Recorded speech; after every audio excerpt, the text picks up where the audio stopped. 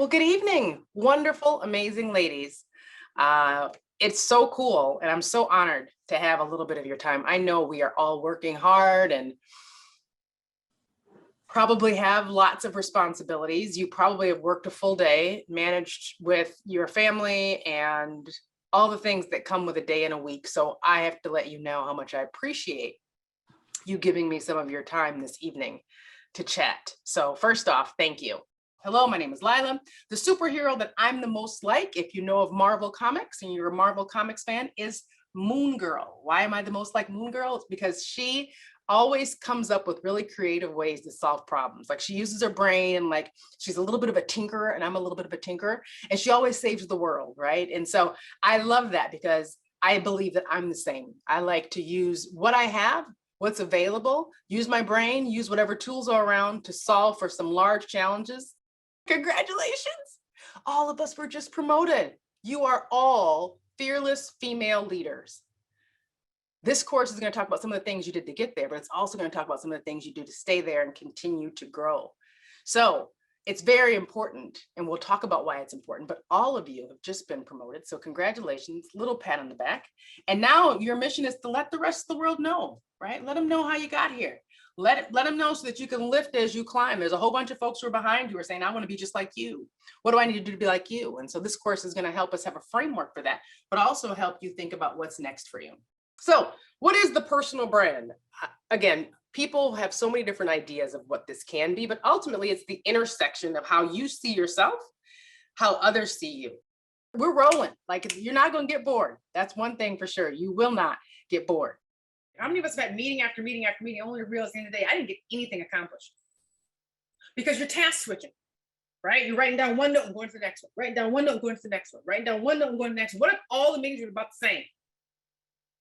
It's a lot less energy. You're talking about the same topic all day long. It's a lot less energy, you have more impact. And at the end of the day, you feel like, yeah, I've still got energy to go and hang out and play with my kids, as opposed to feeling like, oh my God, that was awful.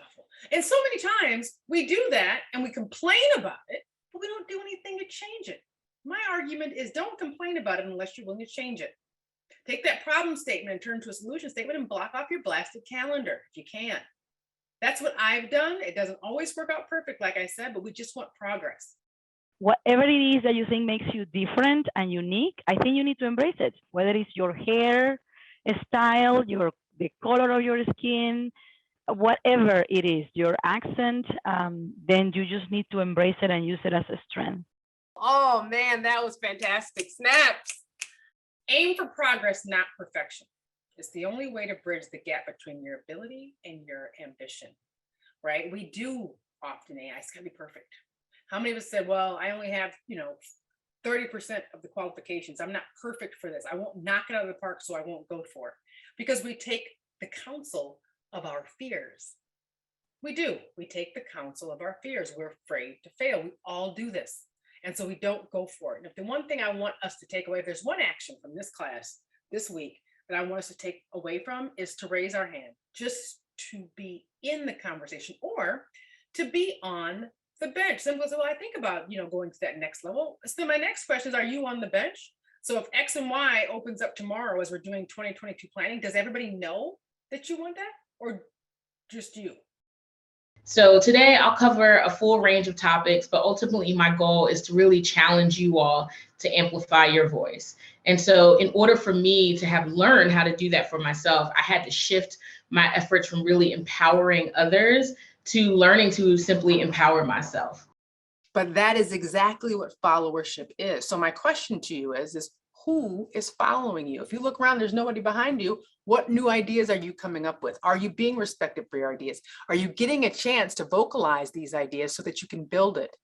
It's important as a leader that we have that. It's important that we know who can be in alliance with us, who will help support and champion our ideas. If we find that we're consistently in situations where we're sharing ideas, sharing thoughts, and no one is championing that, and nobody is helping us with it, that might be a clue that we need to do something different. Delegating strategically, right? When you make a list of to-dos and you look at where can I delegate things, does everything come to you? If you're like, I can't delegate that. Oh, nope, can't delegate that. Nope. You know what? No, I really got to do that, man. If you are your own bottleneck, get out of the way.